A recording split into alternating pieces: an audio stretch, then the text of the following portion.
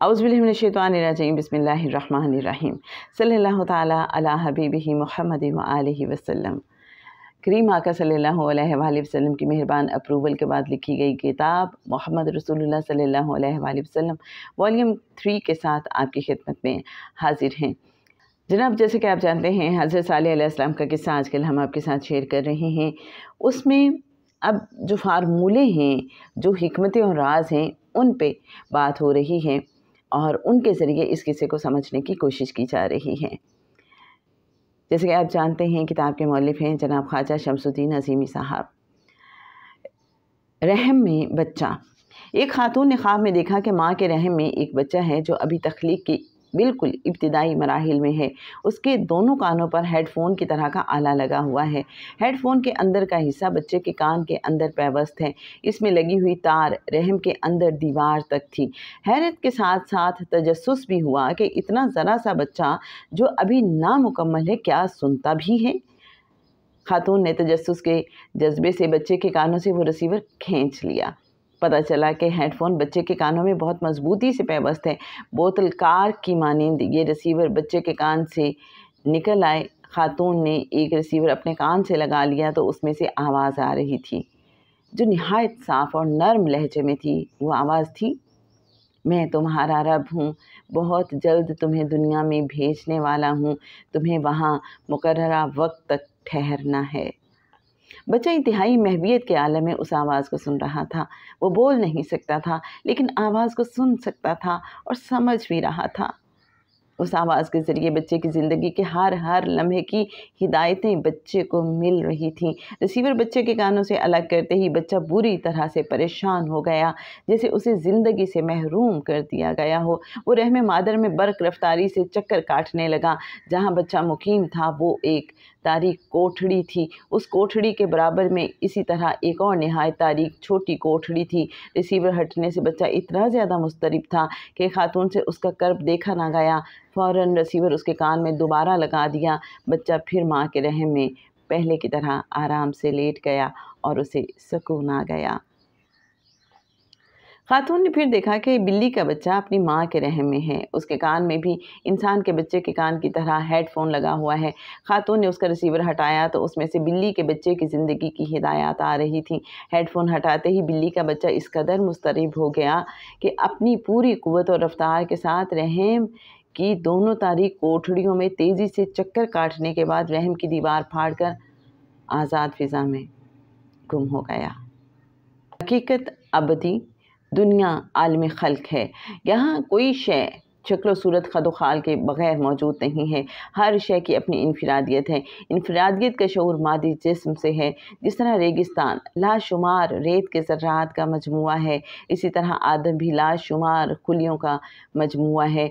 किसी भी फ़र्द में जो भी सिफ़ात या सलाहियतें हैं, वो तमाम सलाहियतें आदम के अंदर मजमूई तौर पर मौजूद हैं।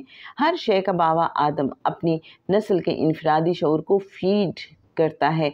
इनफरादी शऊर हर आलम हर घड़ी अपने मजमूई या नोई शऊर के साथ मुंसलिक रहता है। नोई शऊर रूह का शऊर है जिसमें हर नौ की ज़िंदगी का रिकॉर्ड है। कायनात की हरकत अल्लाह की आवाज़ है। कायनात एक ग्लोब की तरह है। अल्लाह की आवाज़ इसी ग्लोब में गूंजती है। ये गूंज ही हरकत है। ज़िंदगी के तमाम अहकामात आवाज़ कुन में महफूज हैं। अफ़ज़ाइश नस्ल का सिलसिला तामीर अमर है और अमर रिकॉर्ड शुदा आवाज़ है। कुन की आवाज़ मुसलसल गूंजार है। मुख्तलिफ और लाशुमार फ्रीक्वेंसी का ज़ख़ीरा है। ये ज़ख़ीरा आसमानों से ऊपर के मकामात से नूरानी आबशार की सूरत में हर वक्त नाजिल होता रहता है। पहले मरहले में वहम, दूसरे मरहले में ख़याल, तीसरे मरहले में तसव्वुर और चौथे मरहले में फ्रीक्वेंसी मुज़ाहिराती शक्ल में मुंतकिल हो जाती है। गूंजार दरअसल मिक़दारों का मजमुआ है। मिक़दारों में एतदाल की सही कैफियत मुरतब होती है। मिक़दारों में एतदाल से हटकर तेज़ी अबतरी पैदा कर देती है और मिक़दारों में कमी से काहली और सुस्ती का मुज़ाहिरा होता है। गूंजार की फ्रीक्वेंसी में इंतहाई तेज़ आंधी, हवा और तूफ़ान है। गूंजार की बहुत ज़्यादा वाइब्रेशन फ्रीक्वेंसी के ऊपर के जाल को दरहम बरहम कर देती है। सुबक रफ्तार हवा फ्रीक्वेंसी के एतदाल की अलामत है। हादसे क्यों पेश आते हैं? दुनिया में कहीं भी कोई हादसा पेश आता है, वो छोटा हो या बड़ा, फ्रीक्वेंसी के निज़ाम में मिक़दारों की बेअतदाली की वजह से होता है। कायनात एक सिस्टम के तहत चल रही है। हर फ़र्द की अपनी अपनी ड्यूटी है कि इस निज़ाम को सही तरीके से चलाए। सूरज की अपनी ड्यूटी है, चाँद की अपनी ड्यूटी है, हवा की अपनी ड्यूटी है, बहते समंदर और सुबुक खराम दरियाओं की अपनी ड्यूटी है। इन लोगों के लिए बेजान ज़मीन एक निशानी है। हमने इसे ज़िंदगी बख्शी और गल्ला निकाला जिसे ये खाते हैं। हमने इसमें खजूरों और अंगूरों के बाग पैदा किए और इसके अंदर से चश्मे फोड़ निकाले ताकि ये इसके फल खाएं। ये सब कुछ इनके अपने हाथों का पैदा किया हुआ नहीं है, फिर क्या ये शुक्र अदा नहीं करते? पाक है वो ज़ात जिसने जुमला इकसाम के जोड़े पैदा किए, खा वो ज़मीन की नबातात में से हों या ख़ुद उनकी अपनी जिन्स यानी नौ इंसानी में से, या उन अशिया में से जिनको ये जानते तक नहीं। इनके लिए एक और निशानी रात है। हम उसके ऊपर से दिन हटा देते हैं और उन पर अंधेरा छा जाता है और सूरज वो अपने ठिकाने की तरफ चला जा रहा है। ये ज़बरदस्त अलीम हस्ती का बांधा हुआ हिसाब है और चाँद इसके लिए हमने मंजिलें मुकर्रर कर दी हैं, यहाँ तक कि इनसे गुज़रता हुआ वो फिर खजूर की शाख की मानिंद हो जाता है। न सूरज के बस में ये है कि वो चाँद को जा पकड़े और ना रात दिन पर सबकत ले जा सकती है।